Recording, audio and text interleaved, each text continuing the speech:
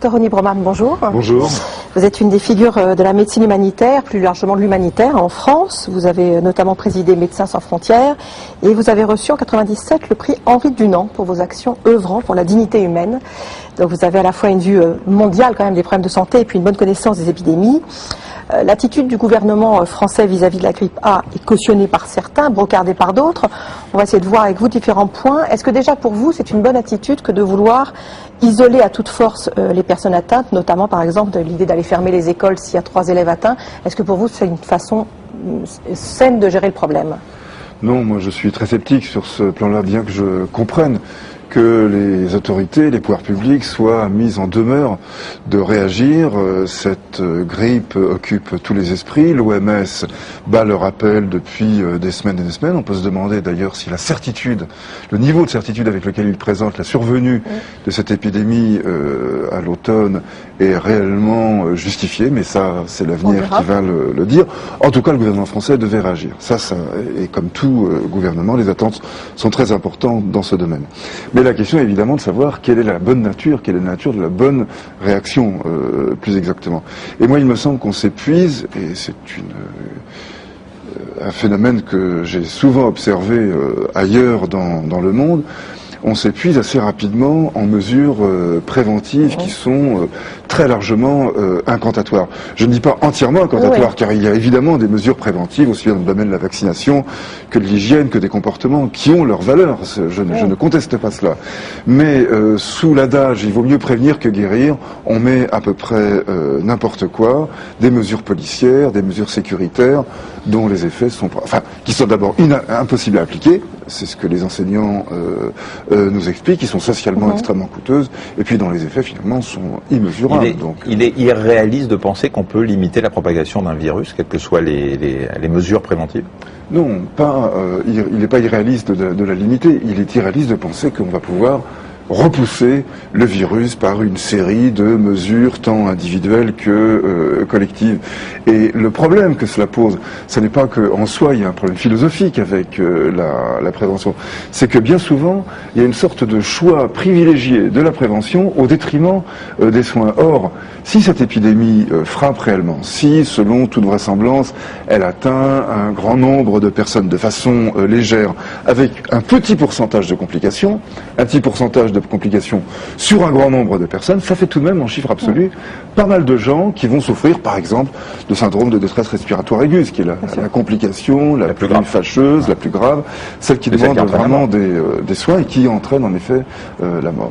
Et là, on n'a pas l'impression que les préparatifs soient aussi nets, aussi précis, alors même qu'on sait qu'il va falloir être un peu original, qu'il va falloir innover dans ce domaine, parce que il ne s'agit pas d'aller infecter tous les hôpitaux. Donc il va falloir faire des traitements à domicile, avec de l'oxygène, des antibiotiques. C'est pas la mort, si j'ose dire. Enfin, c'est pas la mer à boire, en tout cas. Mais ça demande une logistique, une préparation, une organisation avec infirmières, médecins libéraux, qui pour l'instant ne semblent pas être à l'ordre du jour. Donc on met tout sur l'isolement, masque, vaccin, et puis on se demande ce qui va se passer pour les gens qui vont être sévèrement atteints. Parce que pour les autres, c'est pas grave. Un petit rhume de temps en temps, ça ne pose aucun problème. Justement, vous avez évoqué le vaccin. On a l'impression là aussi qu'il y a une petite discordance entre éventuellement certaines annonces et la réalité. Le ministre de la Santé a bien annoncé que le programme de vaccination serait en place, en tout cas les dispositifs seraient en place pour la fin septembre. Il y a des tas de bruits qui circulent disant que le vaccin ne serait pas forcément là, qu'il n'aurait pas forcément en tout cas son autorisation de mise sur le marché. Donc il va y avoir un décalage de temps qui va être le moment où éventuellement l'épidémie sera là. On est quand même sûr de rien aujourd'hui. Oui, alors là aussi, moi je ne suis pas vaccinologue, je ne suis pas un spécialiste de ces questions-là, mais bon, en tant que médecin, je sais que l'efficacité de ce vaccin est tout de même très limitée et que, là encore, mettre tout le paquet sur cette mesure-là, enfin mettre un tel paquet, disons, sur cette mesure-là, c'est au moins discutable. Mais surtout, en tant que Médecins sans frontières, je sais à quel point une vaccination de masse dans des circonstances aiguës, c'est-à-dire avec un délai de réaction extrêmement court, c'est difficile. Ça demande une préparation, une logistique, la mise en place de chaînes de froid, chaînes de vaccination, chaînes d'enregistrement, enfin c'est tout un dispositif qu'il est absolument impensable d'improviser. Et même dans un camp de réfugiés de quelques dizaines ou parfois quand même de quelques centaines de milliers de personnes, où nous avons fait de grandes campagnes de vaccination, mais au sein d'une population qu'on peut qualifier de captive, car elle est facile à atteindre, elle est dans un périmètre très circonscrit, elle est enregistrée, les gens ont relativement peu le choix dans un camp de réfugiés. Ils doivent en passer par, disons, les fourches codines sanitaires et administratives qu'on leur impose.